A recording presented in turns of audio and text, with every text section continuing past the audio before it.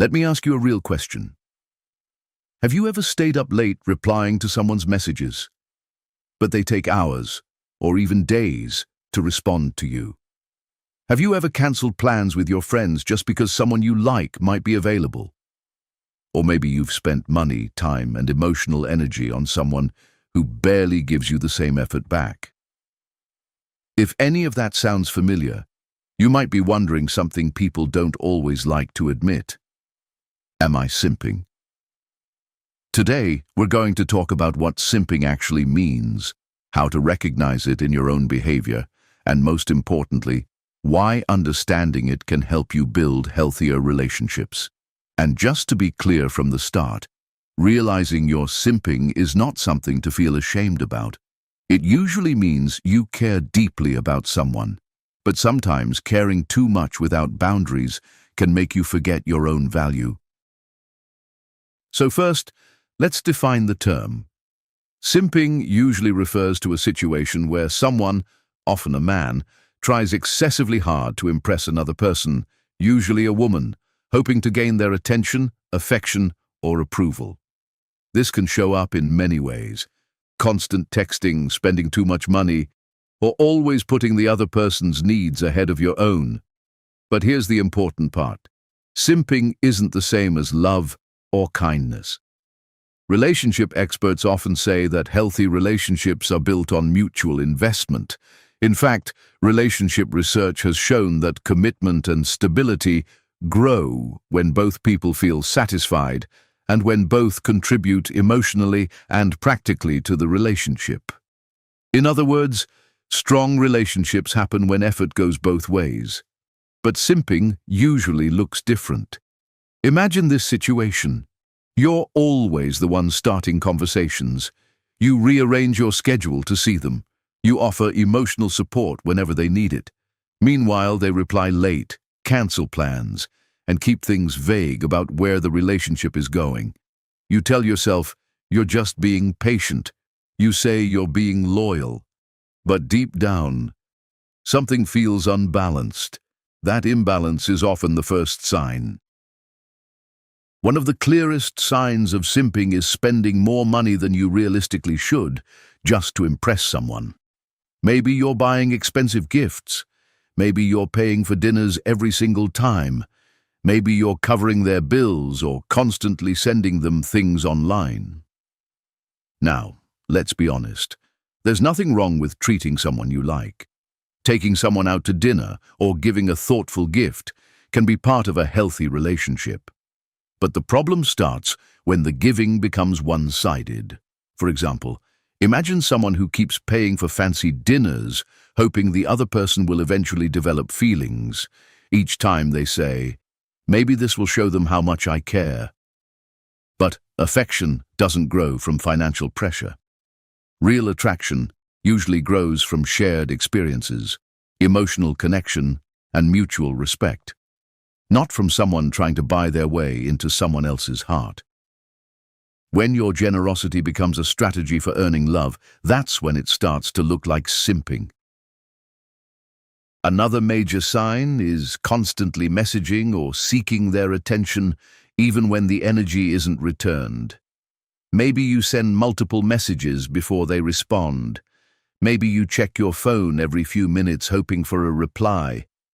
Research on online relationships has actually found that excessive effort to gain approval in digital communication can be linked to lower self-esteem and emotional dependence. Think about it. If someone is interested in you, communication usually feels natural. Conversations flow, messages are returned. But when someone is simping, the pattern often looks like this. You send a message, no response. You send another message, then another. You convince yourself they're just busy. But sometimes, the truth is simpler. They're not investing the same energy. When you're always chasing someone's attention, you slowly place yourself in a lower position in the relationship dynamic. One of the most damaging signs of simping is when you start rearranging your entire life around someone who hasn't committed to you. You cancel plans with friends because they suddenly text you. You skip hobbies or personal goals just to be available. You shape your schedule around their convenience. At first, it might seem like dedication, but over time, something important happens. You start losing pieces of your own identity. Healthy attraction usually adds to your life. Simping slowly replaces your life. Instead of pursuing your interests, friendships, or career goals, your attention becomes focused on one person who may not even be doing the same for you, and that imbalance can quietly damage your confidence. Another powerful sign is idealizing the person and ignoring warning signs. When someone is simping, they often see the person they like as almost perfect. They overlook flaws. They excuse bad behavior. For example, maybe the person cancels plans often. Maybe they flirt with other people openly. Maybe they only reach out when they need something. Instead of seeing those behaviors clearly, someone who is simping might say, "They're just busy." They didn't mean it. They're actually really kind deep down. The truth is, putting someone on a pedestal creates an unhealthy imbalance. The other person becomes the prize, and you become the one constantly trying to prove your worth. Healthy relationships don't work like that. Two people should respect each other as equals. Perhaps the biggest sign of simping is forgetting about your own needs entirely. You stop focusing on your goals. You stop investing in your friendships. You spend most of your emotional energy thinking about someone who might not be thinking about you the same way. This is where simping becomes dangerous, not because liking someone is wrong, but because you slowly disconnect from your own self-worth. A relationship coach once put it perfectly. Simping isn't love. It's losing sight of your own value while chasing someone else's affection. And that line captures the problem. Love should never require you to shrink yourself. Another major sign of simping is having a hard time saying no to the person you like. Even when you're tired, busy, or simply not interested in doing something, you still agree to whatever they ask. Deep down, you might feel uncomfortable, but you push those feelings aside because you don't want to disappoint them. Maybe they ask for favors all the time. Rides, help with something, emotional support late at night, or even financial help. And each time they ask, you drop whatever you're doing just to be available. Your own plans suddenly become less important.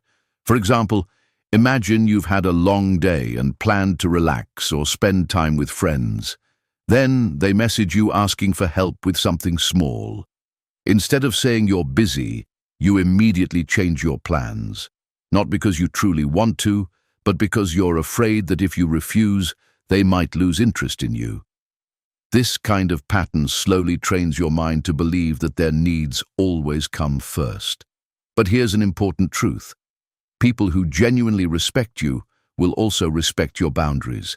They won't expect you to sacrifice your time and energy every single time they ask for something. When you never say no, you unintentionally send a message that your time has no limits. Over time, the other person may begin to take that constant availability for granted. Healthy relationships are not built on one person constantly sacrificing while the other simply receives. They grow when both people respect each other's time, boundaries, and personal space. Learning to say no when something doesn't work for you isn't selfish. It's a sign of self-respect. Another strong sign of simping is constantly seeking their approval in almost everything you do. You might find yourself asking for their opinion on decisions that normally wouldn't require anyone else's validation. Things like what you should wear, what you should post online, or even what choices you should make in your personal life. At first, this might seem harmless. It can feel natural to care about what someone you like thinks of you. But when that approval becomes something you constantly need, it can slowly start affecting your confidence. For instance, imagine you're about to post a photo online, but hesitate because you're wondering if they'll like it. Or you might avoid sharing your true interests because you're unsure whether they would approve. Sometimes, people even start changing parts of their personality just to match what the other person likes. Someone might suddenly pretend to enjoy a certain type of music, sports team, or hobby simply because the person they admire enjoys it. They start adapting their behavior just to fit into the other person's preferences. Over time, this creates a deeper problem. Your sense of identity begins to revolve around what that person thinks of you. Instead of asking yourself what you enjoy or what you believe in, you start asking what will impress them.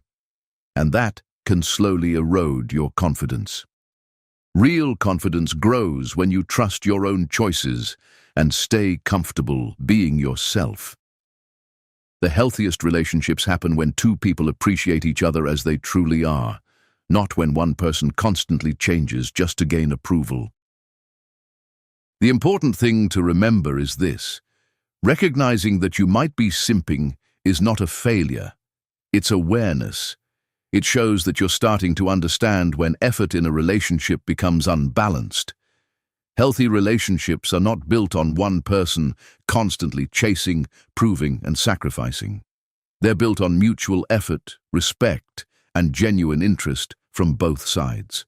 So if you recognize some of these signs in yourself, don't be ashamed. Just start asking one important question: is the effort in this relationship going both ways? Because the moment you start valuing your own time, energy, and self-respect, something powerful happens. You stop chasing people who don't appreciate you, and the people who truly value you begin to stand out much more clearly.